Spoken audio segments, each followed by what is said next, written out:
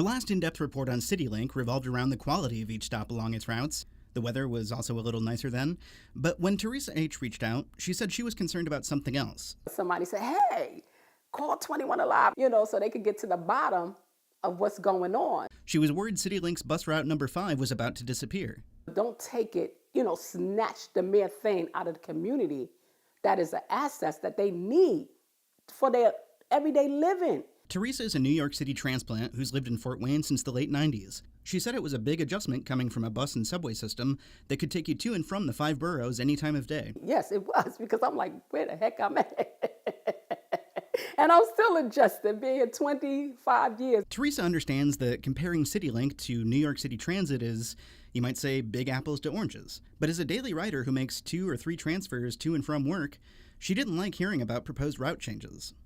Ooh, that's hard, John. That's hard because it's already a long ride to get to point A to point B. What's being proposed is a consolidation of Route 5 into 3 other routes. But what riders like Teresa are concerned about is the possibility of losing crucial stops near the Southgate Kroger, the Community Harvest Food Bank, and others.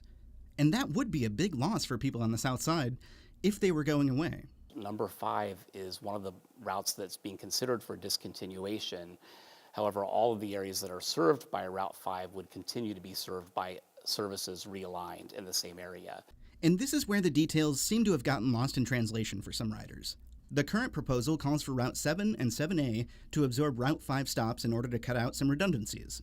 Routes 3 and 6 would also be expanded, covering some of Route 5's old stops. There would also be some changes to how often buses arrive at certain stops. Citilink CEO John Metzinger says the reason for all this is local, state, and federal funding continues to be a huge obstacle. At the local level, we sought to increase property taxes a year ago. That was rejected for important reasons by the City Council.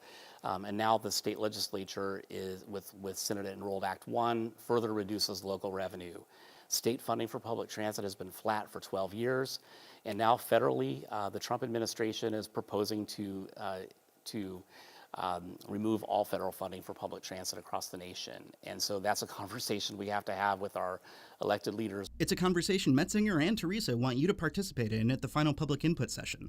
We really want to work with you to hear solutions. So tell us, where you would like to see efficiencies made. Help us understand what we're not seeing in the data. Tell us your story. I'm not doing this for me. I'm doing this once again for the people who live on the south side of town, which they already calling a food desert, transportation desert. They feel like they are lost, they are left out, and I just want to be a voice for them.